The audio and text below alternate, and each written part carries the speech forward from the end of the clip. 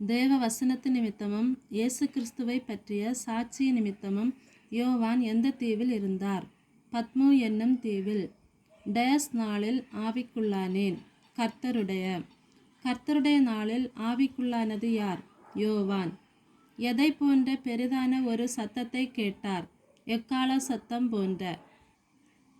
எதை ஒரு புஸ்தகத்தில் எழுதி 7 சபைகளுக்கும் அனுப்பு என்று விளம்பினது? காண்கிறதை. யோவான் எதை பார்க்க திரும்பினார்? பேசின சத்தத்தை. மனுஷகுமாரனுக்கு ஒப்பானவர் எவைகளின் மத்தியில் நிலையங்கி தரித்தவராய் இருந்தார்? 7 குத்து விளக்குகளின். மனுஷகுமாரனுக்கு ஒப்பானவரின் சிரசும் மயிரும் எவற்றை போல் இருந்தது? வெண் பஞ்சை போலவும் உறைந்த மலையைப் போலவும். அவருடைய கண்கள் எதை போல் இருந்தது? அக்கினி ஜுவாலையைப் போல். அவருடைய பாதங்கள் எதை போல் இருந்தது? பிரகாசமான வெண்கலம் போல். அவருடைய சத்தம் எதை போல் இருந்தது? பெருவெள்ளத்து இரைச்சல் போல்.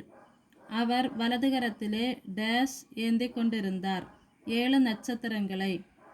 அவர் வாயிலிருந்து எது புறப்பட்டது? இருபுறமும் கருக்குள்ள பட்டயம். அவருடைய முகம் எதை போல் இருந்தது? சூரியனைப் போல். வல்லமையாய் பிரகாசிக்கிறது எது? சூரியன்.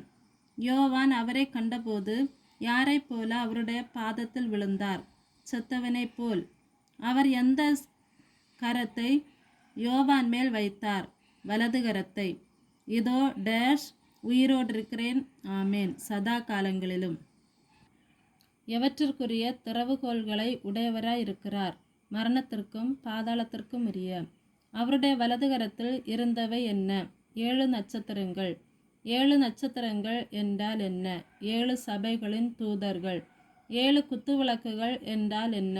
7 சபைகள்.